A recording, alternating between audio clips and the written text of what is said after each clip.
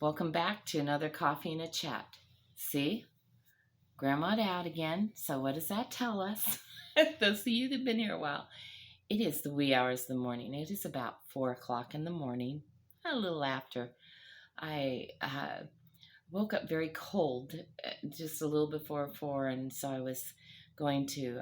I got up and was putting another another blanket on top of Marvin and I because it was cold in there, or to me it was. I guess to him it wasn't that bad, which is unusual. But anyway, he woke up too, and then we decided, well, we'd go out and check the wood stove, and it needed the fire built up. We've had some very cold nights the last few nights, and so I think it's like a balmy 28 right now. So anyway, I still hadn't got word from the Lord for my video, and Marvin was sitting there, and he said a couple things to me, and when he did, I even though it had very little to do with what he was talking about. I mean, he had mentioned my mom. That's the extent of it.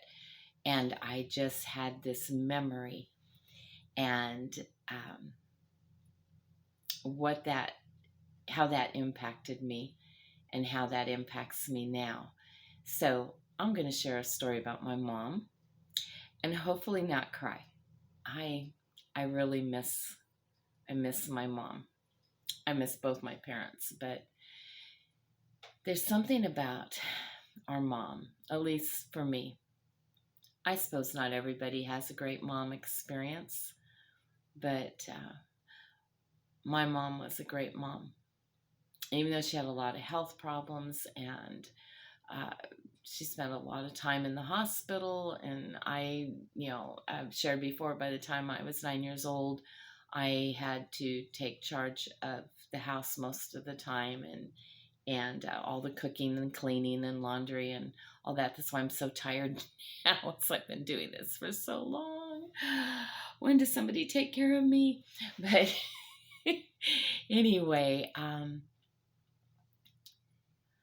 I would have been 5th or 6th grade. I'll bet it was 5th grade. And it was during the school year, and I had gotten sick. And so my mom had kept me home from school. And I was so sick. And she had moved me out onto the couch in front of the fireplace, and she was, taking care of me.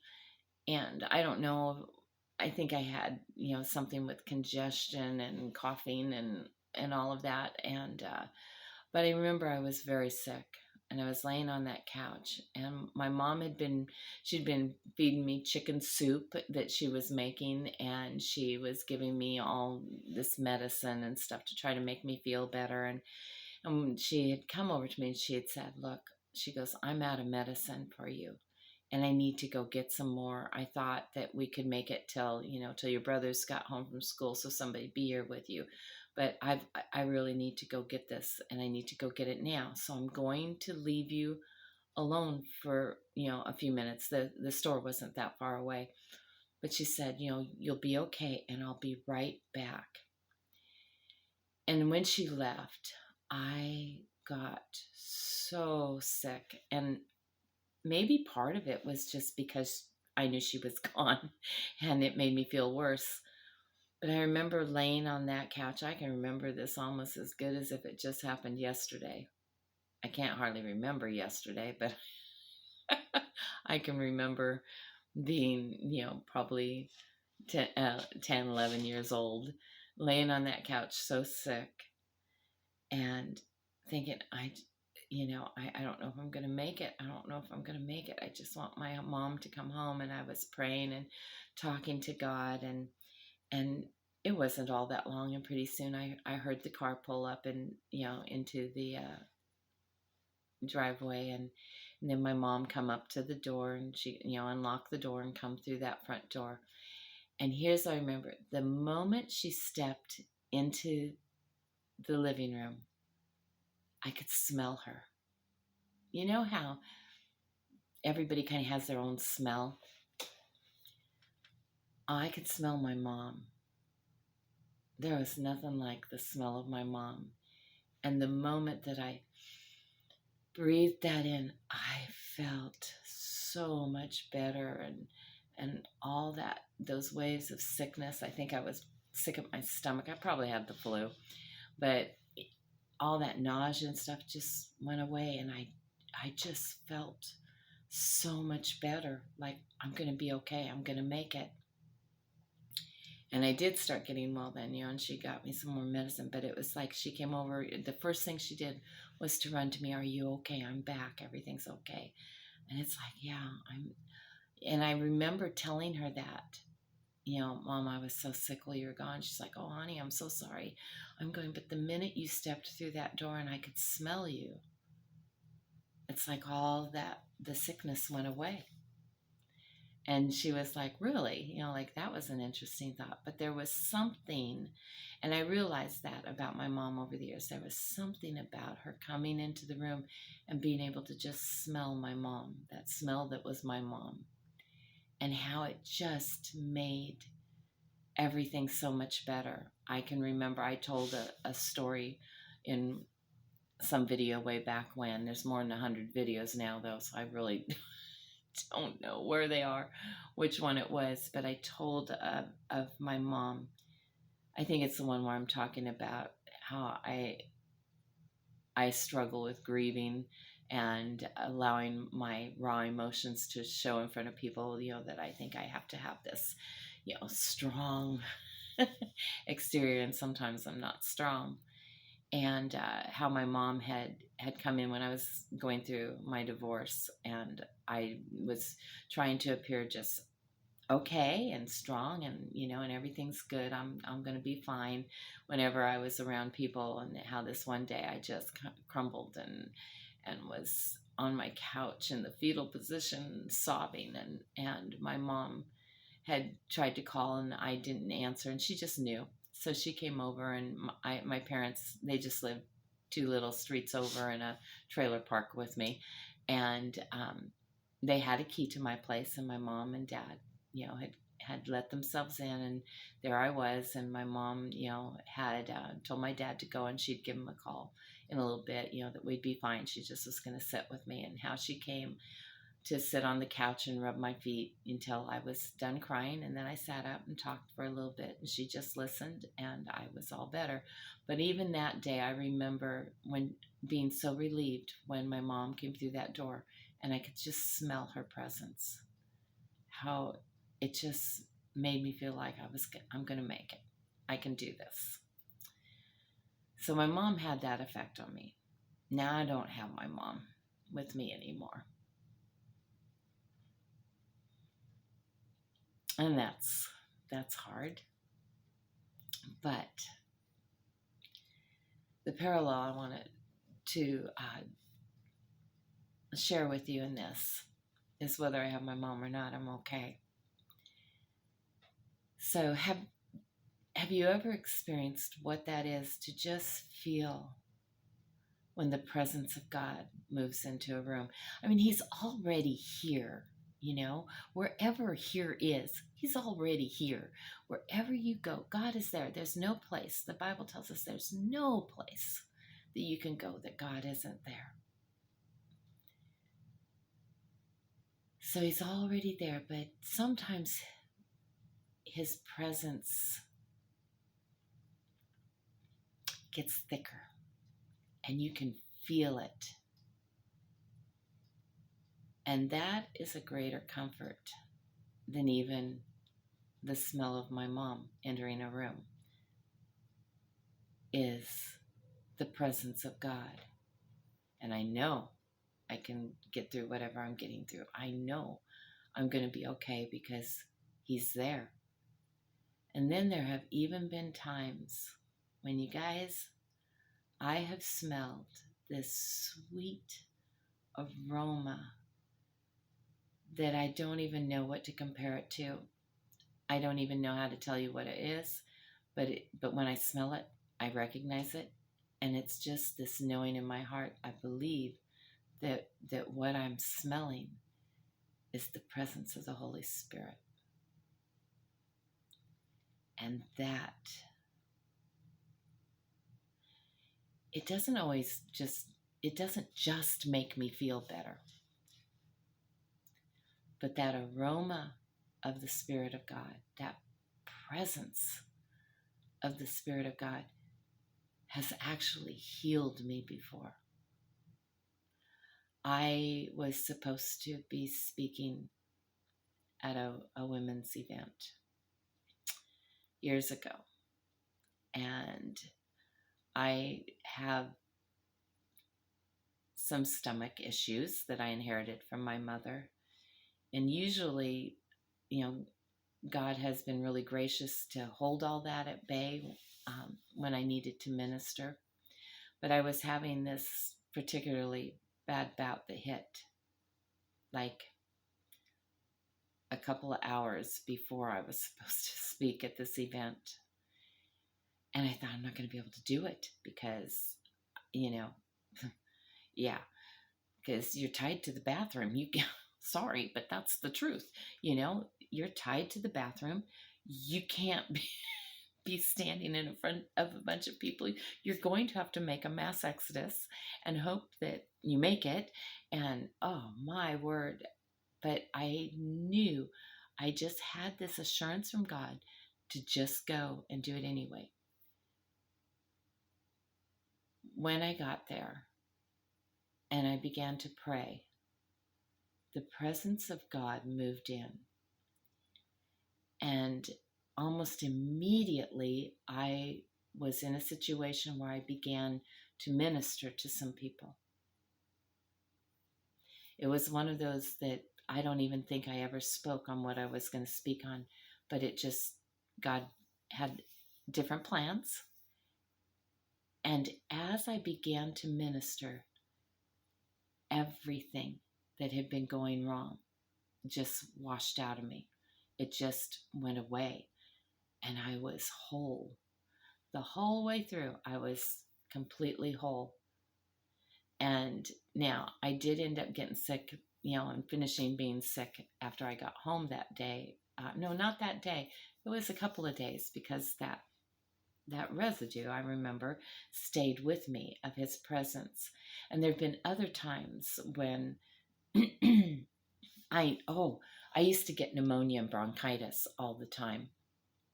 And just a regular church service we were having a Sunday evening, and I had bronchitis. I was over the bronchitis, but I still had that cough.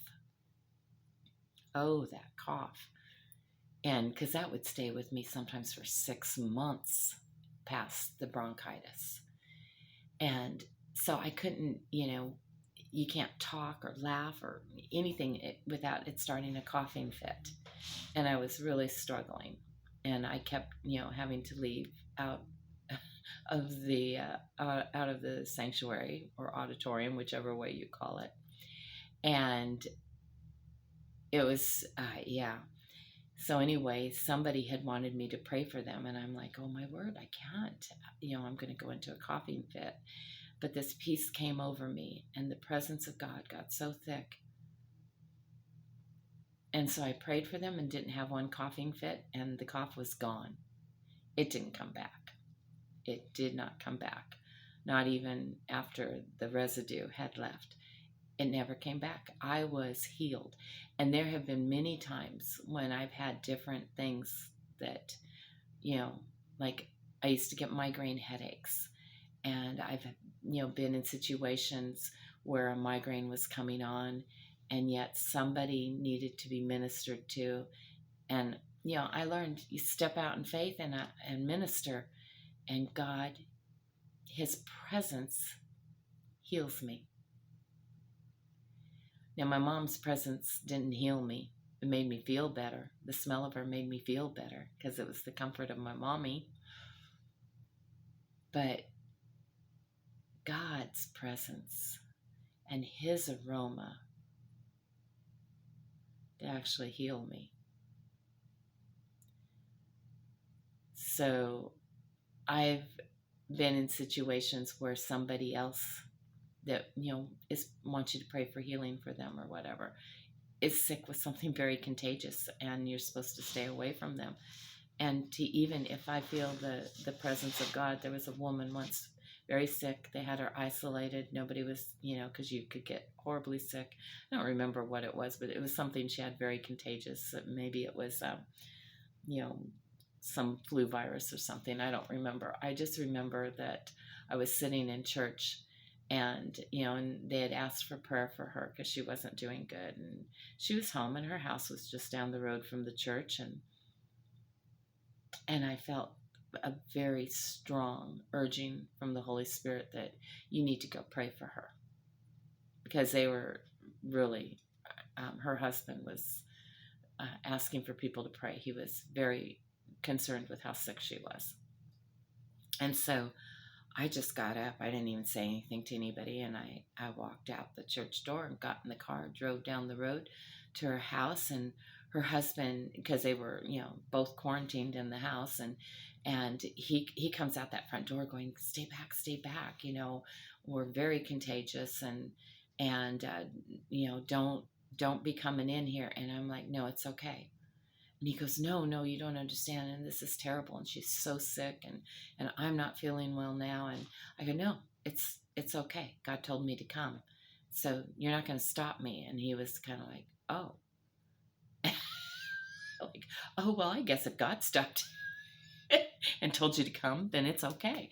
And so I went into their home, and you could smell the sickness in the air. But you know what? I went in there, and I just began to pray over her, and the presence of God got real thick in that room. And we all were like, can you smell that? And I remember going, I know I smell that sometimes, and I don't know what it is. And I think the lady is the one that said, it's the Holy Spirit. I think that's the aroma of the Holy Spirit. This was a long time ago, and I was still kind of getting my bearings on that. And anyway, she was up, making coffee for us. Her husband felt fine. I mean, they were healed, and I never got sick, and I didn't even worry about it. And I don't know. I just have had enough of those experiences that I don't get to minister like that now. So I wonder if I would hesitate now. But back when I used to be ministering all the time, and when I was speaking and getting to pray for people and stuff, on a pretty regular basis, I got to where, I wasn't worried. If somebody walked up to me with leprosy, I wouldn't have thought anything of it. I would have laid hands on them just fine, because I knew, because I moved in it almost every day, was moving in that, knowing, that God does not throw you in there and say, I hope you make it. But when he's with you, he makes all things right. And I've been healed praying for people. Other people have been healed when I prayed for them. But the worry that somebody else is going to get sick, or that you're going to get sick, or the contagious thing. Yeah, I know it would sound really foolish to a lot of people these days, but when ministering, that was never a concern. So just thought I'd share that about my mom, but how God is so much greater, and that even though my mom's gone, he isn't. And even now, yes. And yeah, I could go tell you another story. We're not going to do that. Where are we at now? Oh, see, we're almost at 20 minutes. So that's enough. That's enough, Grandma Angie, for another day. But you know what? If your mom's still alive and you still have her, talk to her today. Listen to her today. I mean, even if she's far away, you can pick up a phone. And if she's close by, give her a hug. Appreciate what you have while you have it, because it's not going to always be that way. And if you know Jesus and love Jesus like I know Jesus and love Jesus, I hope you experience his presence today and recognize it, and that you smell his Holy Spirit. Even if you don't know Jesus. My prayer is that you will experience His presence and the sweet aroma of His Spirit today. Yeah, that is a life-changing event. All right, I love you guys. Have an awesome day today, and I'll be right back here with something, and I'll see you tomorrow. All right, bye-bye.